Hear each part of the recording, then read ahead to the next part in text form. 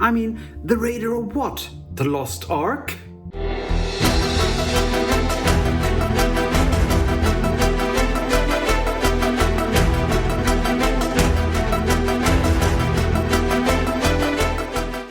Hi everyone, this is Triple T, and today I'm taking a look at Masters of the Universe Origins Wind Raider, one of the coolest vehicles ever created, and comes unassembled. Let's just get right into the box, shall we? Nice artwork here with the toy accurate He-Man, and you have some evil types of these there with Skeletor and so on sitting right there. And of course you have some nice detailing here as well. And on the back you have the Wind Raider, abandoned by He-Man, now fighting Skeletor with all his might. Ooh! This illustration actually made me think that it had an action feature where it sprung into action. Mine doesn't, so I don't know if that's how it should be or not.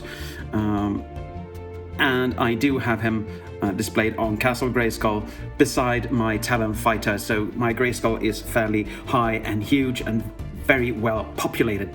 Yoink!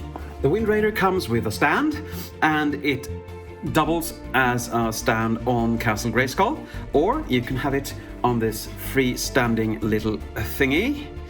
And you had to assemble this, and it's a fairly nice display there.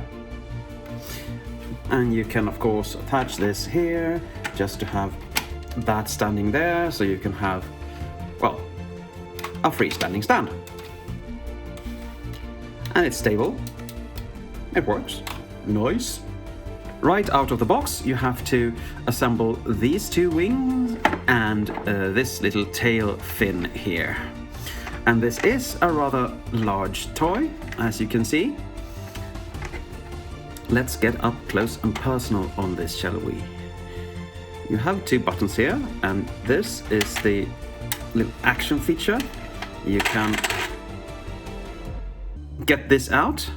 To get it back, you have to turn this and then slide this in correctly. And you can't keep sliding this because it just goes around forever. But I think that button is to just release this.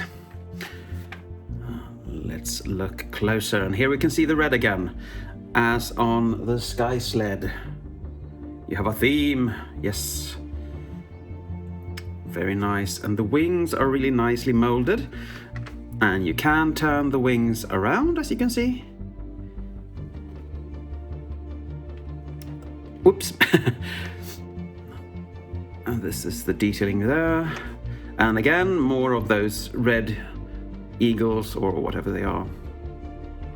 And you have some nice thrusters and some, I don't know if these are tampographs or if they are just stickers pre-applied, but they look good.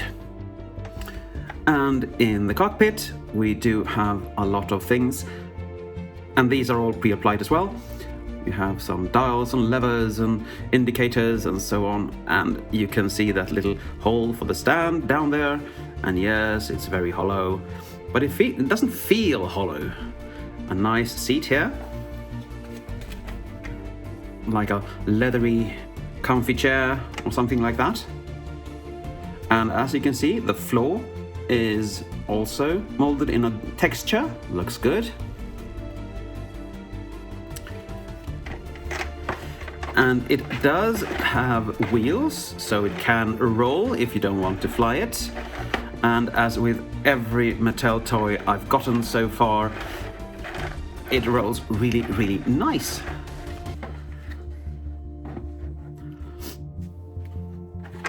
So this is it from the top. This is it from the front, somewhat. This is it from the back. Whoa, the wings are just big. And here we can see the wheels again, and the little port for plugging the stand in. Translucent wheels. But it looks good from the belly side as well. And of course, you can bring in a character to sit in here. And yes, they can hold their little handles here, so they can actually drive. And that just looks magnificent. Even though my cartoon accurate man-at-arms looks a bit... I usually put his little club down here, so it stays with him. But that just makes it rattle around, I think, a bit too much. But it's better to have it close to him so he can attack Skeletor if need be. Let's bring in the stand again, shall we? And as you can see, this is reminiscent of the coloration on Grayskull. So it's intended to be close or inside Grayskull, I think. Really don't know what I think about having this big thing inside Castle Grayskull. But if that's what they want, that's what they get.